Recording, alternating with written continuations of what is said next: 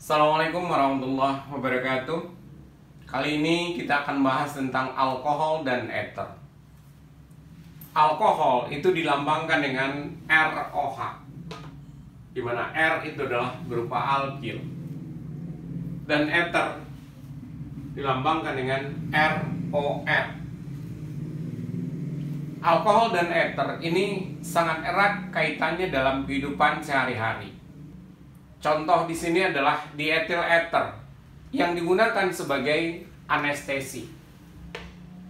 Kemudian metanol yang merupakan komponen utama dari spiritus digunakan sebagai pelarut.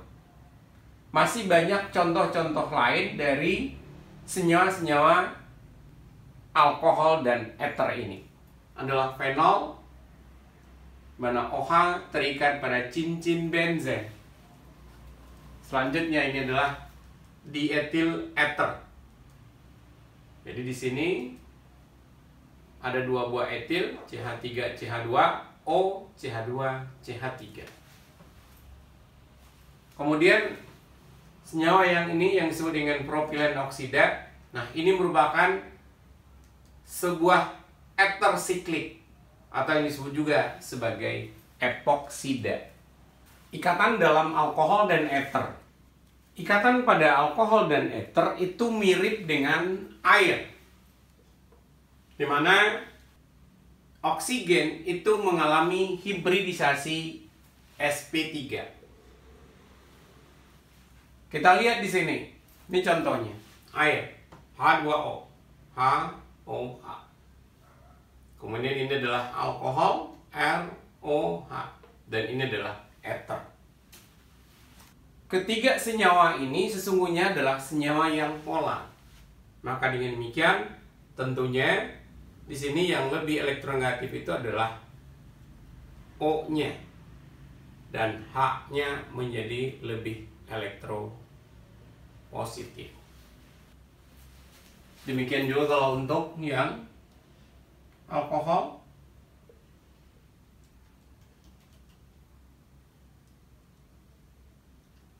Serta ether, O-nya menjadi lebih negatif. Karena elektron-negatifan dari O itu jauh lebih besar. Dan kalau kita lihat di sini berdasarkan data bahwa ternyata momen dipolnya air itu harganya adalah 1,8. Kemudian untuk alkohol 1,7 dibyte. Dan ether adalah 1,3 dibyte. Menunjukkan bahwa air itu lebih polar dibandingkan dengan alkohol. Alkohol lebih polar dibandingkan dengan ether. Sekarang kita lihat sudutnya. Kita bandingkan antara sudut yang air, alkohol, dan ether. Tentunya berdasarkan gaya tolak menolak, maka gugus yang lebih besar memiliki tolakan yang lebih besar juga. Di sini kalau kita bandingkan H dengan H, ikatannya tentu akan lebih kecil dibandingkan dengan R dengan H, karena di sini mengandung C minimal 1. Demikian juga dengan yang ether. Berarti sudut yang terbesar itu berada pada ether di sini, yang paling besar. Diikuti dengan alkohol dan baru air. Kenapa? Karena gaya tolak menolak R dan R itu jauh lebih besar dibandingkan dengan R dengan H. Termasuk juga antara H dengan H. Karena ukuran dari H dan H adalah yang paling kecil. Ether itu dapat berbentuk rantai terbuka dan berbentuk siklik.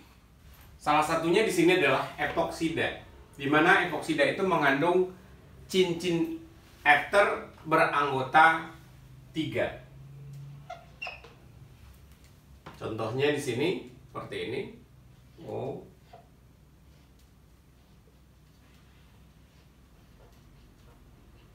Nah, itulah yang disebut dengan epoksida.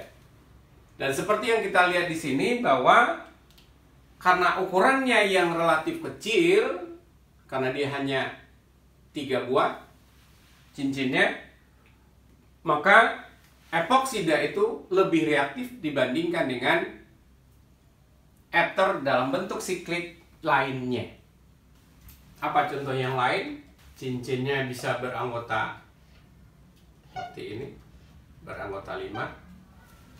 Nah, kalau beranggota 5 disebut dengan tetrahidrofuran atau disebut dengan THF.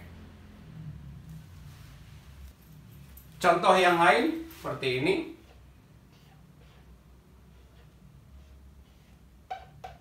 Nah, ini disebut juga dengan 1,4-dioksan. Nah, untuk cincin yang lain ada yang lebih besar ukurannya seperti ini. Dengan satuan, kalau kita perhatikan di sini, OCH2CH2. Berulang kembali, OCH2CH2. Ulang lagi, OCH2CH2. Dan seterusnya. Nah, inilah yang disebut dengan ether mahkota. Sifat fisik alkohol dan ether. Ini ada datanya.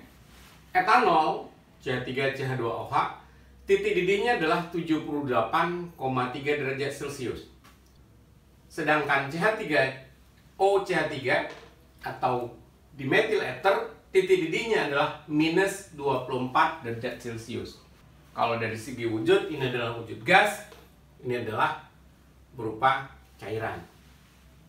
Maka kalau kita perhatikan di sini, jelas bahwa titik didih alkohol itu jauh lebih tinggi dibandingkan dengan titik didih ether. Karena pada alkohol, dalam hal ini adalah etanol, itu terdapat ikatan hidrogen antar sesama molekulnya. Kita perhatikan sini, CH3, CH2, OH. Berarti di sini lebih negatif, ini lebih positif. Dengan demikian ini juga dia punya pasangan elektron bebas juga. Sementara kalau di sini dengan molekul yang lain, misalnya seperti ini,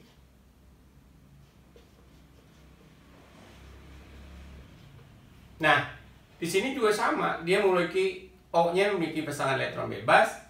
Ini lebih negatif dan ini lebih parsial positif. Nah, ikatan hidrogen itu terjadi kapan? Nah, dalam hal ini kalau kita perhatikan, ini adalah ikatan hidrogen, yaitu pasangan elektron bebas dari O dengan H yang terikat pada oksigen. Demikian juga kalau yang ini. Bagaimana halnya dengan dimetil ether? Jadi kalau kita perhatikan di sini, dimetil ether, tulis secara lengkap. Syarat untuk membentuk ikatan hidrogen itu dia harus punya pasangan elektron bebas. Kemudian kalau kita lihat yang lainnya, misalnya di sini molekul yang sama.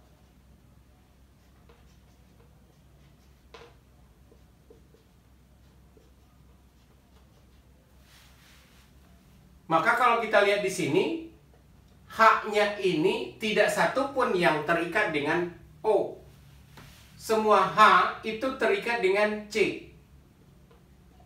Maka dengan demikian, tidak ada H yang lebih parsial positif nantinya. Akibatnya di sini tidak memiliki ikatan hidrogen. Karenanya titik didihnya jauh lebih rendah dibandingkan dengan etanol, yang kalau kita bandingkan MR-nya akan sama persis. Karena di sini C-nya 2, H-nya 6, O. Ya. Jadi rumus empirisnya sama, C2H6O. Kelarutan dalam air. Alkohol yang memiliki MR yang rendah itu akan larut dalam air. Sedangkan alkil halida padanannya itu tidak larut dalam air. Kenapa itu bisa terjadi? Karena antara alkohol dan air terbentuk ikatan hidrogen. Contoh,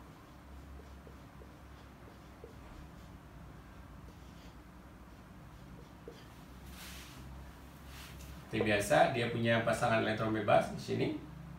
Ini lebih negatif, ini lebih positif. Bagaimana pembentukan ikatan hidrogen dengan air misalnya? Ya, ini misalnya ini adalah air.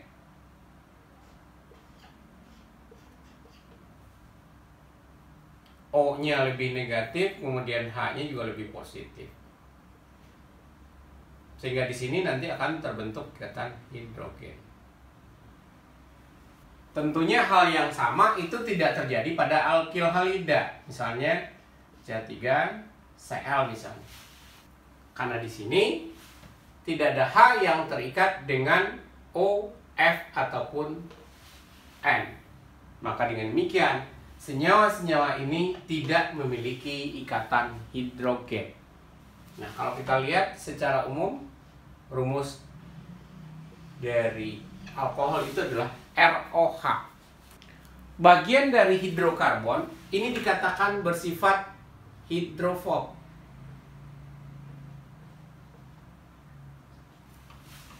Yakni menolak molekul air. Sedangkan bagian OH ini adalah hidrofil. Artinya adalah menyukai air. Makanya nanti R ini akan berpengaruh terhadap kelarutannya dalam air. Semakin panjang gugus R, tentu kelarutannya dalam air juga akan semakin berkurang. Demikian juga dengan OH-nya. Semakin banyak gugus OH yang terdapat dalam sebuah senyawa, itu juga akan semakin mempermudah dia larutnya dalam air. Kemudian bagaimana halnya dengan diethil ether? Apakah dia akan larut dalam air? Kalau kita perhatikan di sini, dia memiliki pasangan elektron bebas. Ya, kalau dia berdekatan dengan air, maka seperti ini, maka dimungkinkan terjadi ikatan hidrogen. Demikian juga oleh yang ini. Maka boleh dikatakan kelarutannya dalam air mungkin tidak terlalu jauh berbeda dibandingkan dengan butanol misalnya. Seperti ini butanol.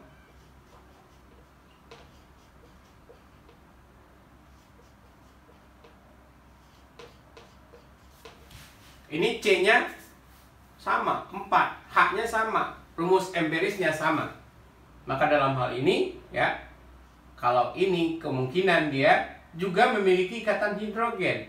Jadi kalau kita perhatikan tentu antara O dengan H yang ada di sini, ikatan hidrogen. Ini juga ikatan hidrogen.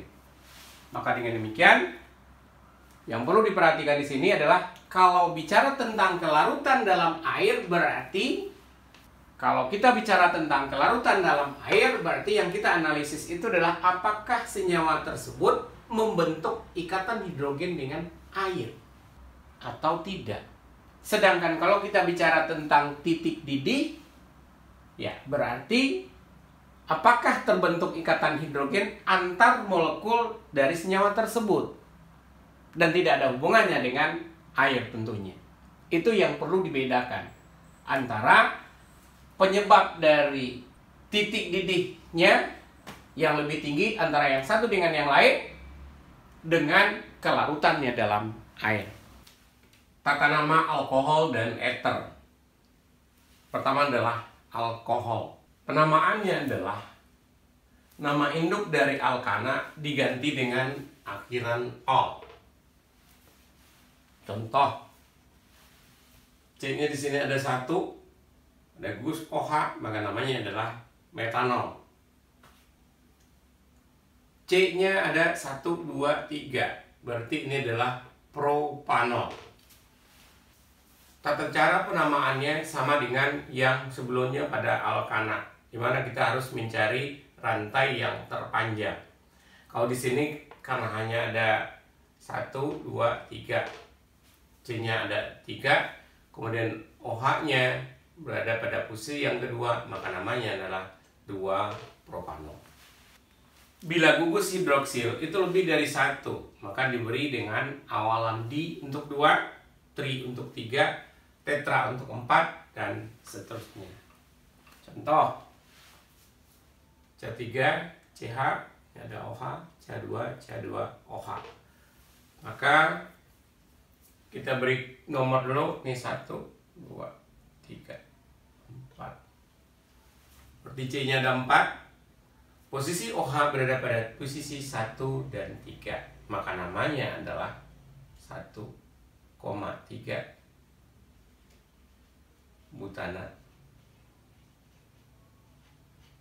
butanadiol. Selanjutnya kalau yang ini berarti 1, 2, 3, 4, 5, 6. Nah, kita lihat di sini bahwa OH berada pada posisi yang kedua. Kita tandai aja 1, 2, 3, 4, 5, 6. Sedangkan metil berada pada posisi kelima. Berarti namanya adalah 5 metil. Karbonnya ada 6, berarti induknya adalah heksana. Ulangi, metilnya ada 6, berarti induknya adalah heksanol. Dalam hal ini adalah 2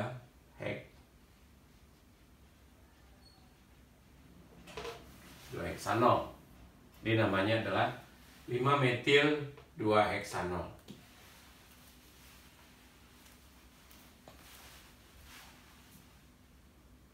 Nah, sering juga gugus hidroksil itu terikat pada gugus yang lain. Maka, jika ada 2 atau lebih gugus fungsi dalam sebuah senyawa, kita akan memberikan prioritas tata nama.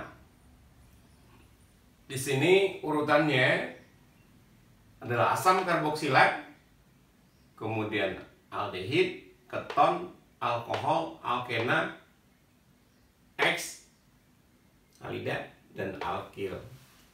Ini dalam arti kata bahwa sebagai induknya yang memiliki prioritas paling tinggi, itulah yang akan diikuti. Dalam hal ini adalah paling kanan adalah gugus asam. Kita lihat di sini. Ini ada OH-nya. Ini ada gugus COOH. Berarti yang memiliki prioritas yang lebih tinggi adalah gugus ini, gugus asam. Maka penamaannya adalah berdasarkan, tentunya penomorannya juga dimulai dari gugus ini. 1, 2, 3, 4. Dengan demikian OH di sini berperan sebagai substituennya. Namanya adalah, karena induknya adalah sebuah asam karboksilat, maka kita awali dengan nama asam. Baru kemudian kita lihat OH-nya pada posisi yang ketiga, berarti 3 hidroksi.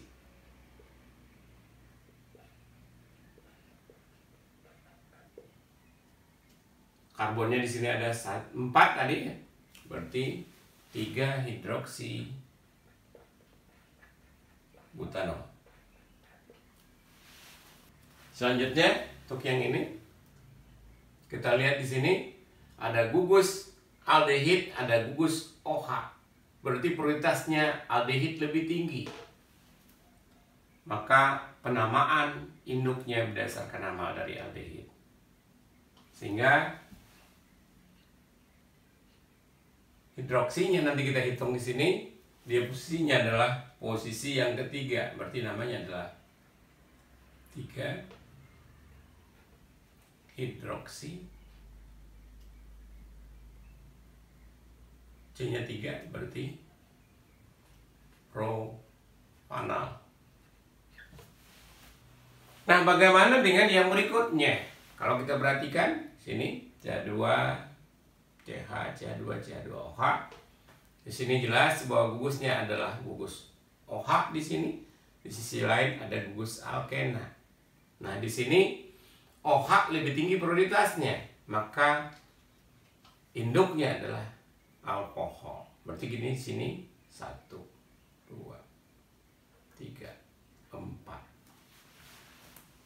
Bagaimana dengan penamaannya? Kalau tanpa ada ikatan rangkap, ini tentu namanya adalah butanol. Tetapi karena ada ikatan rangkap dan posisinya adalah yang ketiga, maka namanya adalah, kita tulis dengan posisinya dulu alkenanya, ketiga, buten. Nah, alkoholnya kita tulis saja secara pisah, 1 ol. Kenapa? Karena memungkinkan untuk terjadinya 2 ol di sini kemungkinan. Berarti namanya adalah 3 buten 1 ol. Selanjutnya untuk senyawa yang ini ada gugus alkohol juga, ini ada gugus alkena. Berarti di sini 1, 2, 3, 4. Nah, kalau di sini tentu namanya adalah, kalau kita perhatikan di sini, induknya adalah ini 1, 2, 3, 4, 5, 6. Berarti heksanol. Karena ini ada ikatan rangkap, posisinya adalah yang kedua, maka namanya nanti adalah, tentu yang pertama kali kita tulis adalah cabangnya, 4 metil.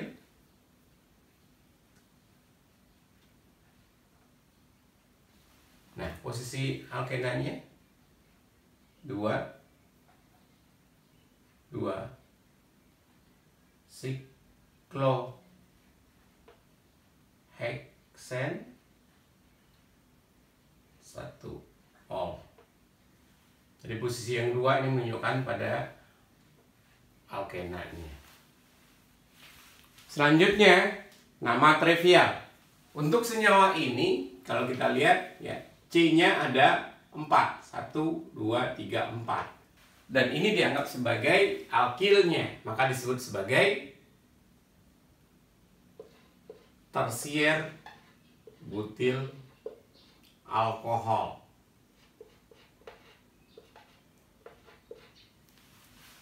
Sementara kalau yang ini kita perhatikan CH3,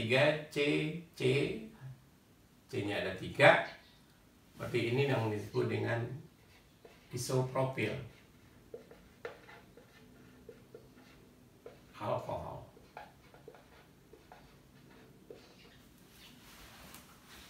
Kemudian juga ada senyawa berikut yang pemberian namanya itu adalah berdasarkan nama dari trivial dari etena.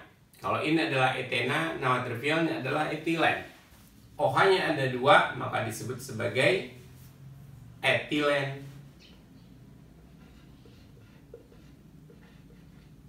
glikol.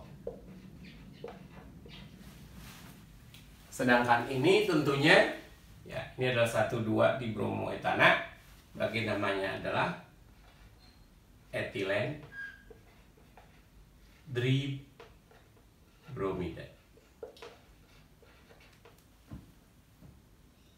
Sedangkan yang ini tentu namanya adalah etilen oksida. Demikian beberapa contoh untuk penamaan trivial. Pengelompokan alkohol. Alkohol dapat dikelompokkan menjadi beberapa jenis. Di antaranya adalah, pertama adalah metil. Contohnya CH3OH. Pada CH3OH kita perhatikan di sini, berarti OH-nya itu benar-benar terikat pada metil. Berarti ini adalah satu-satunya contoh dari metil alkohol. Yang kedua, alkohol primer. Nah, pada alkohol primer berarti di sini kita lihat contohnya dulu. Nah, ini contohnya OH itu terikat pada C, di mana C itu hanya mengikat satu buah C yang lain. Jadi ini adalah termasuk pada alkohol primer. Yang berikutnya alkohol sekunder.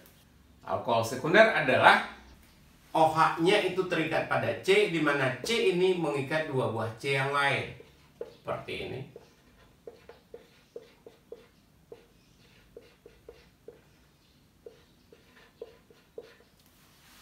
Lihat di sini, OH terikat pada C, C mengikat 1, 2. Selanjutnya adalah alkohol tersier. Yang tersier tentunya seperti tadi, berarti OH-nya terikat pada 3 buah atom C yang lainnya.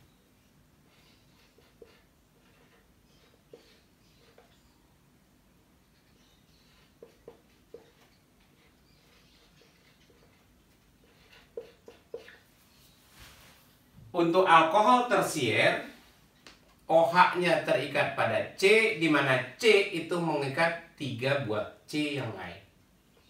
Itu adalah alkohol tersier. Yang berikutnya juga adalah alkohol alilik. Kalau alilik berarti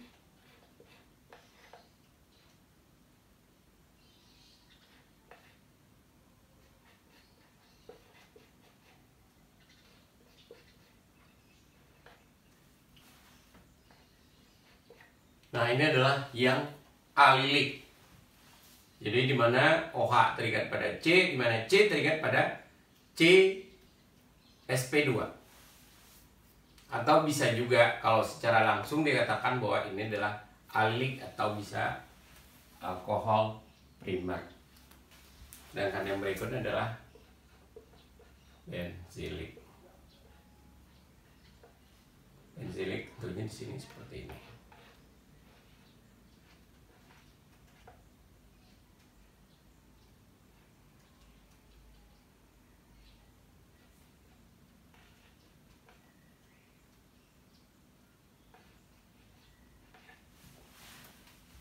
Ya, dimana kalau Anda perhatikan di sini OH terikat pada C, di mana C itu mengikat 2 buah C yang lainnya juga. Boleh juga dikatakan sebagai alkohol sekunder. Dan perhatikan di sini bahwa C ini terikat pada C sp2 pada cincin benzen, maka dikatakan juga sebagai benzilik. Dengan demikian, kalau kita nanti disuruh untuk menentukan, kita harus bisa menentukan apakah OH-nya primer, sekunder, tersier, atau yang lainnya.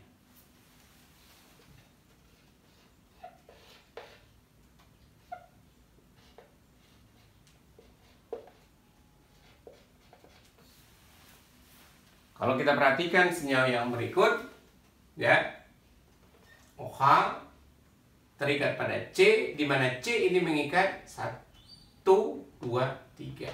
Berarti ini adalah tersier. Contoh yang lain,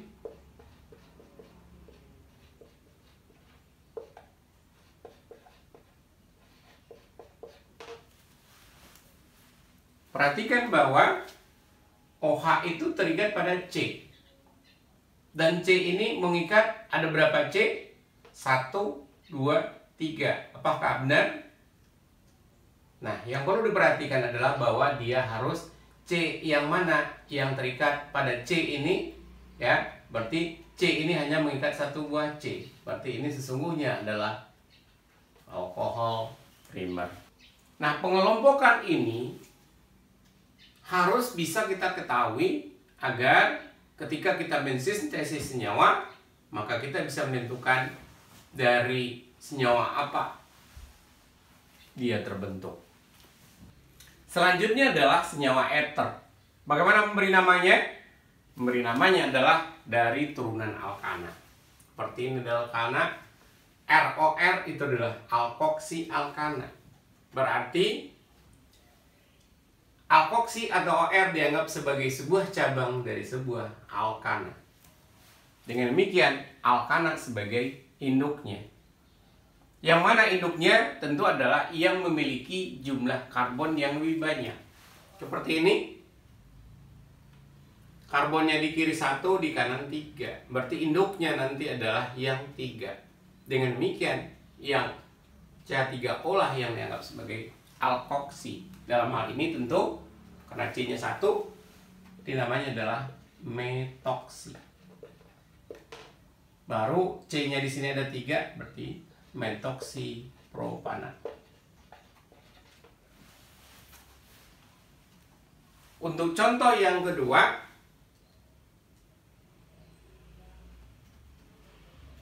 C-nya di kiri ada 1, di kanan ada 3. Cuman kalau kita perhatikan di sini C-nya 3, ya. Harus kita tandai karena O berada pada posisi 1, 2. Berarti namanya adalah O berada pada posisi yang kedua, berarti 2 metoksi.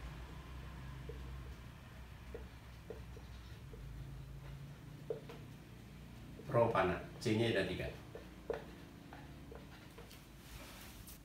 Selanjutnya, kalau kita lihat di sini, C yang kanan cuma 2, C yang di kiri lebih banyak. Nah, maka kita berikan nomor di sini 1, 2, 3, 4, 5. Berarti cabang dari sebuah alkana ini adalah pada posisi yang kedua, yaitu etoksi, kemudian pada posisi yang keempat, yaitu metil. Sehingga namanya nanti adalah 2 etoksi, 4 metil, C-nya ada 5, berarti pentana. Berarti dengan demikian nama senyawa ini adalah 2 etoksi 4 metil pentana.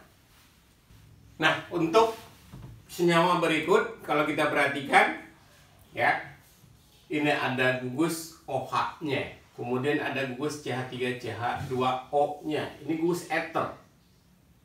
Maka seperti yang tadi, bahwa prioritas yang lebih tinggi tentu adalah alkohol. Berarti namanya senyawa ini kita tulis berdasarkan nama alkohol. Sehingga di sini 1, 2, 3, 4, 5. Dengan demikian, namanya itu nanti adalah etoksinya berada pada posisi yang kelima, berarti 5 etoksi. Kemudian C-nya ada 5, berarti, dan posisi OH berada pada posisi yang kedua, berarti 2 pentanol. Senyawa yang kedua. Nah, kalau kita perhatikan di sini, C-nya sini 1, ini 2, ini 1. Berarti namanya nanti adalah, yang induknya adalah C-nya yang 2. Sedangkan yang kiri dan kanan sebagai dimetoksi. Berarti namanya nanti adalah dimetoksi. C-nya ada 2, berarti etana. Yang berikutnya, ether dalam bentuk siklik. Ether dalam bentuk siklik itu diberi nama dengan oksirana. Seperti ini, CH2, CH2O. Berarti ini adalah disebut dengan oksirana. Nah, bagaimana kalau ada C lain yang terikat seperti yang ini? Ya. Berarti penomorannya adalah satunya di sini. 2, 3. Berarti apa yang ada, apa yang terikat? Berarti di sini ada terikat CH3, di sini terikat CH2, CH3. Berarti ini adalah etil pada posisi yang kedua. Berarti namanya nanti adalah 2 etil, 3 metil oksirana. Selanjutnya adalah nama trivial dari ether. Nama trivial ini sering kita gunakan. Bagaimana memberikan nama trivialnya?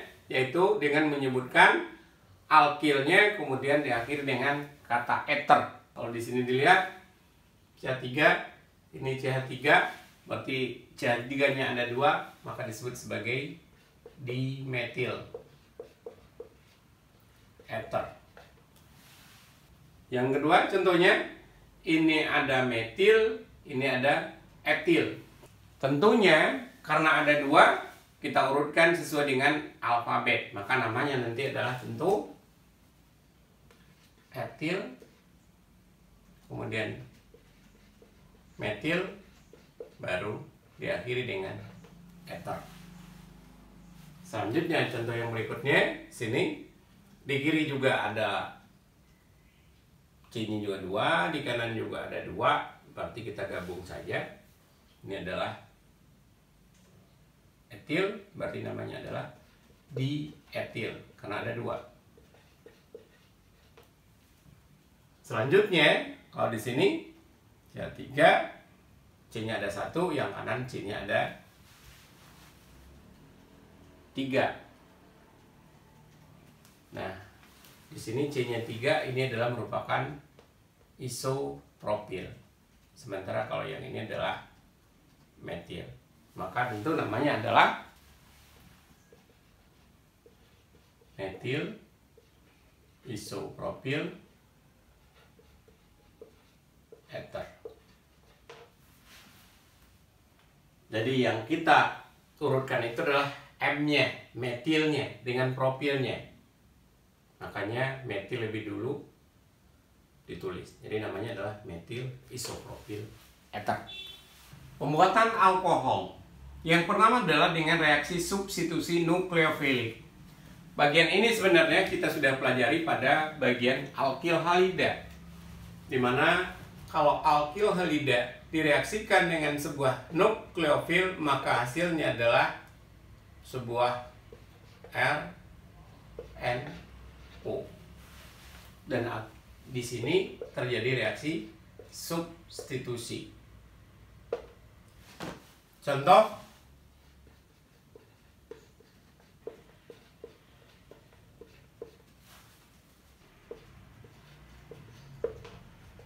seperti ini, ya.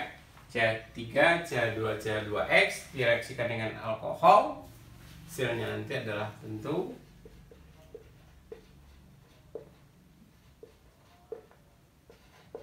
CH2OH, tentu tambah dengan X-. Dan kalau kita perhatikan, ini adalah alkil halida primer. Nah, dia akan lebih cenderung untuk menghasilkan produk substitusi. Yang sebelumnya barangkali kita udah bahas bahwa biasanya kalau untuk yang primer ini lebih cenderungnya adalah reaksinya adalah SN2. Yang berikutnya adalah dari reaksi regensia Grignard. Untuk regensia Grignard sebenarnya, ya, atau biasanya disingkat dengan RMGX, ini apabila direaksikan dengan metanol seperti ini, maka hasilnya adalah alkohol primer.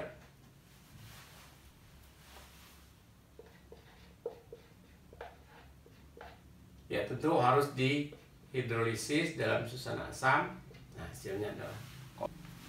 Sementara kalau dia direaksikan dengan metanol yang lain, RCO,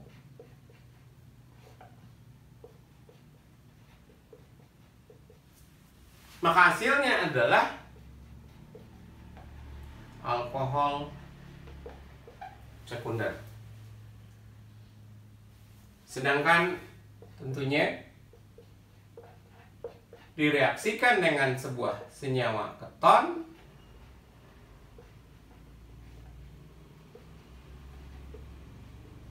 maka hasilnya adalah alkohol tersier. Kalau untuk lebih jelasnya mungkin bisa dilihat pada bagian yang sebelumnya. Cara yang ketiga untuk membuat senyawa alkohol adalah dengan reduksi senyawa karbonil. Kita lihat di sini, ini adalah senyawa keton dengan natrium boron hidrida dalam air tentunya, suasana asam. Nah, Kita bisa lihat di sini dia akan menghasilkan senyawa alkohol sekunder. Karena ini adalah berasal dari sebuah keton. Yang kedua, ini adalah sikloheksanon dengan H2 katalis Ni setari dengan kalor. Hasilnya adalah sikloheksanon. Yang berikutnya adalah hidrasi alkena. Alkena dihidrasi dalam susun asam, hasilnya nanti adalah berupa senyawa alkohol. Contoh di sini adalah etena, tambahkan dengan air, hasilnya nanti adalah etanol.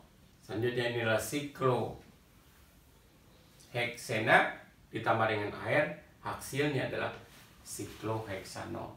Bagaimana mekanisme yang ini? Nah, ini akan kita pelajari pada materi berikutnya, yaitu bicara tentang alkena dan alkuna. Selanjutnya adalah etanol dari peragian. Etanol yang digunakan dalam minuman itu diperoleh dari peragian karbohidrat dengan menggunakan katalis enzim. Di sini kita bisa lihat C6H12 ini adalah glukosa. Dengan enzim tertentu maka dia bisa menghasilkan etanol. Jadi dalam hal ini ada tipe enzim yang bisa merubah dari karbohidrat itu menjadi ke glukosa. Kemudian selanjutnya baru menjadi alkohol. Tetapi ada tipe yang lain dari enzimnya, itu dia malah akan menghasilkan cuka atau asam asetat. Kalaupun terbentuk alkohol, alkoholnya sebagai zat antara untuk selanjutnya berubah menjadi asam asetat. Karbohidrat yang biasa digunakan itu biasanya adalah berupa dari jagung ataupun dari residu molase dari pabrik gula. Namun kentang, beras, buah-buahan, misalnya anggur, beri hitam, itu juga dapat digunakan sebagai sumber karbohidrat yang nanti diolah menjadi alkohol. Peragian buah-buahan atau senyawa-senyawa yang lain itu berhenti bila kadarnya adalah 14-16%. Nah, bagaimana kalau kita menginginkan kadar yang lebih tinggi? Maka yang dilakukan adalah penyulungan atau destilasi. Hasilnya adalah berupa azeotrop, yaitu 95% alkohol dan 5% air. Seperti yang kita tahu bahwa minuman beralkohol itu dikenakan cukai atau pajak tertentu. Maka etanol yang dijual untuk industri dan laboratorium itu sengaja didenaturasi. Artinya adalah diberikan zat tertentu agar dia tidak kena cukai. Zat apa yang ditambahkan? Biasanya adalah zatnya itu adalah berupa penambahan sedikit zat yang bersifat beracun agar alkohol atau etanol yang ada di laboratorium atau di industri itu tidak disalahgunakan untuk minuman keras. Jadi jangan coba-coba untuk meminum atau mengkonsumsi etanol yang berada di laboratorium ataupun untuk industri. Karena etanol tersebut sudah diberikan racun. Demikianlah materi kita tentang alkohol dan ether bagian pertama. Mudah-mudahan bermanfaat. Kita tutup dengan hamdalah, alhamdulillahirabbil alamin. Assalamualaikum warahmatullahi wabarakatuh.